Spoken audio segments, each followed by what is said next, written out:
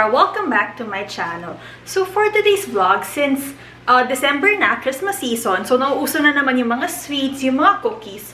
So today, gagawa tayo ng 1-minute cookie. So actually, this is my first time making it, pero nakapaggawa naman na ako ng chocolate chip cookies before.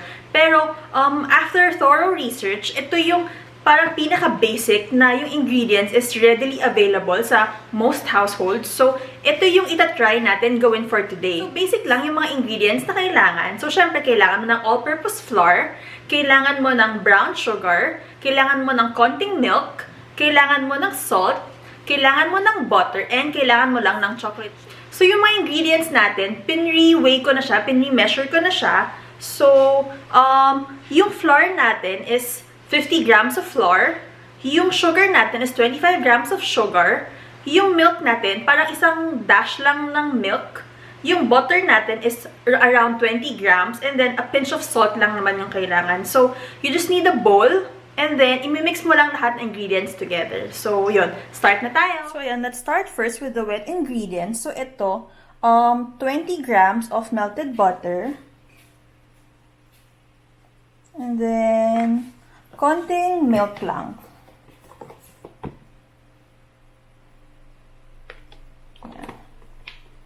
Para lang mas creamy din siya. So, stir lang natin ng konti.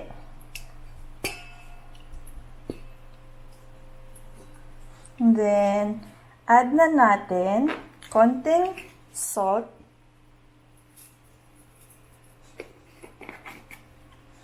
Then, 25 grams of sugar.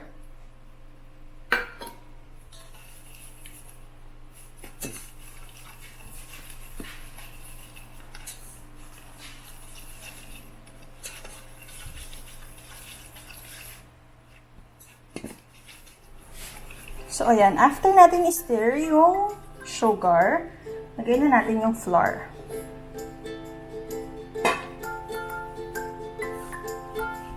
So, dapat dito na siya mag-solidify, magbubuo.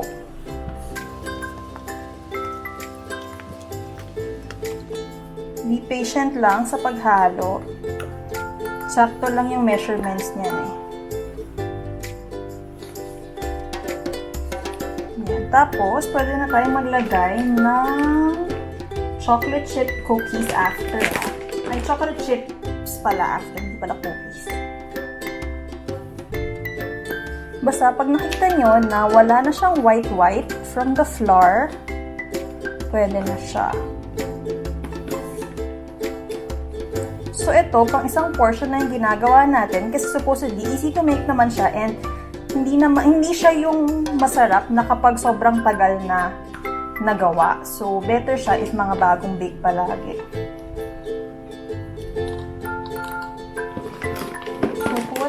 Konti. And since hindi ako masyadong hilig sa matamis, so huwag natin damihan ng sobra. Check na natin yun. Actually, madami na ata yan. Then, we can transfer lang dito sa parang silicone sheet, baking sheet. Yan.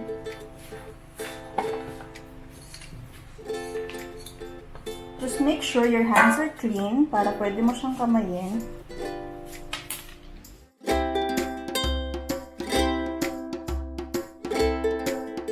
And then ako, I like to put it dito na lang sa wax paper and yung microwave safe na plate.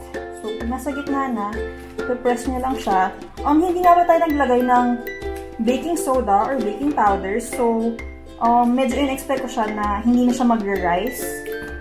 Kasi madaliin lang naman and kakainin din agad. So, ayan. Tapos na natin gawin yung cookie. Ito na siya. So, ilalagay natin siya sa oven for, tatansyahin pa natin usually 1 minute to 1.5 minute kasi lahat naman ng microwave may iba-ibang intensity ng heat. So, hindi natin masasabi exactly kung anong specific time per microwave. So, madali naman siya tansyahin pero once na binake siya, hindi mo talaga siya, hindi mo akalain na luto na siya kasi kailangan mo pa siya i-rest for 5 minutes. Very important that you do not overbake it para mas masarap kasi ako, like me, mahilig ako sa parang chewy, soft-baked cookie. So, ito yung feeling ko perfect recipe for that. So, pasok na natin sa microwave. So, ito na. Nilagay ko siya sa highest setting. And sabi nila, mas even daw ang baking pag nasa gilid. So, hindi natin siya igigit na. So, ayan. Nasa medyo mas bandang gilid siya. Usog natin konti. Hindi. Para pag nag-flat, maganda pa rin. So, ayan. Let's check muna 1 minute. And 1 guhit siguro. Konting-konti.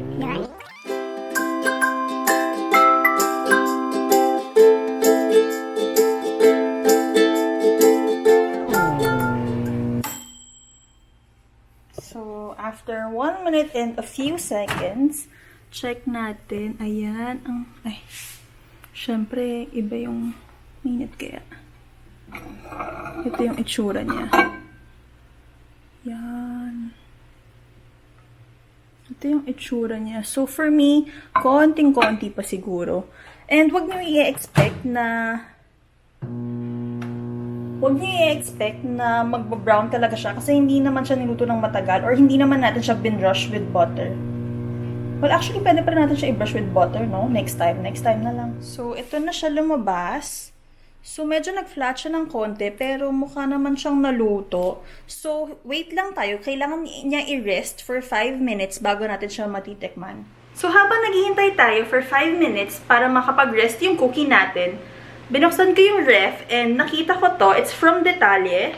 So, it's a homemade Tsokolate de Batirol. So, actually, naaalala ko siya yung Batirol from when we went to Baguio. Alam ko may cafe Batirol doon or something similar to that. So, ang nakalagay dito, how to prepare. So, may Batirol style, may blender, and may microwave.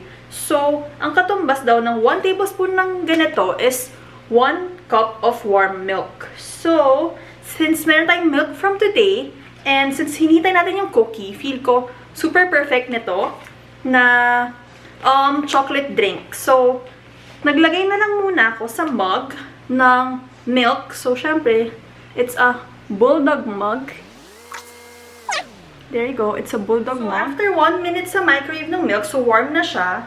So, lagyan na natin siya ng 1 tablespoon ng chocolate. Ito na siya. So, wait lang. Ito. Haluin na natin siya. So, pag hindi siya fully na tunaw, ima-microwave ko siya ulit. So, ayan. After 5 minutes of making the cookie rest, ito na yung itsura niya. So, ayan.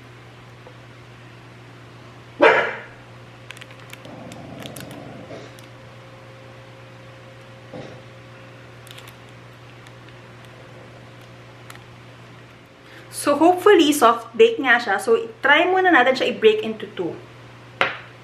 So, on the heavy side ang cookie. So, sa tingin ko when I look at it, feel ko underbaked pa siya ng konting-konti. Pero since kakainin mo rin naman right away, and ako actually, gusto ko ng semi-underbaked kasi gusto ko nung chewy feel nga. So, sa akin, okay lang to. Pero kung hindi kayo yung ganung type, so pwede nyo pa siya mas tagalan sa microwave. So, open na natin siya. Mainit. Hindi siya yung nagme-melt type ng chocolate, pero luto na yung loob niya. Ito siya. So, Harley, it's okay. So, yan. Try na natin yung cookie.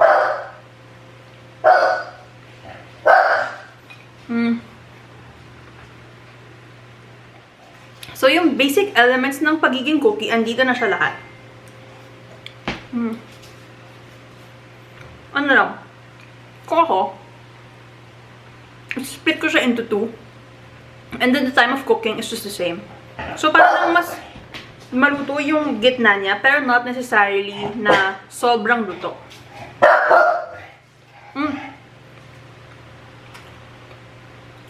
Masarap to dun sa chocolate. Wait lang ito. Nagawa ko na siya, and ito yung color niya.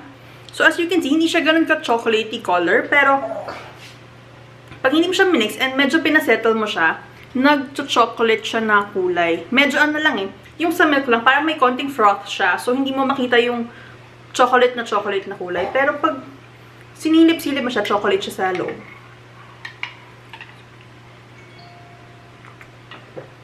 Sarap. Perfect siya sa warm milk talaga.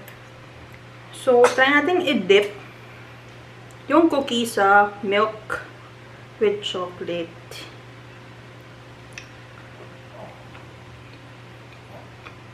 Pop.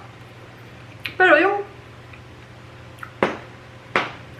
yung dough texture dito, parang it reminds me of semi-hopia texture. Kasi, since chewy siya, ganun yung texture niya. Pero yun nga, pag mas tinagalan siya ng konti, mas magiging cookie feel siya. So, I guess next time, pag nag-try ako, split ko nga siya, pero same naman ng time. Maybe pabawasan ko na yung chocolate chip, or pabawasan ko pa yung sugar. So as for dito naman sa homemade chocolate de Batirol from Detalye, masarap siya actually. Pero hindi ako agree doon sa ratio na suggested. Pero personal preference ko. So, kung ako, 2 tablespoons ng chocolate, tapos, ang katumbas nun is 1 cup of warm milk instead of 1:1. So, that's it for today. Sana matry nyo sa mga bahay nyo, and pwede nyo rin siya i-regalo actually ng yung mixture pa lang, tapos, i-gift nyo siya as mixture para tuwing gusto lang kumain, nung ireregaluhan nyo, tsaka nyo lang i-microwave. So, yun na muna for now. Sana nagustuhan nyo. And if you did, please don't forget to like, comment, and follow us on our Facebook page. Pwede nyo rin kami ilagay sa favorites nyo para makita nyo agad kapag nagpo-post kami ng mga bagong videos. So, yun lang muna for now. Thank you for watching. Bye!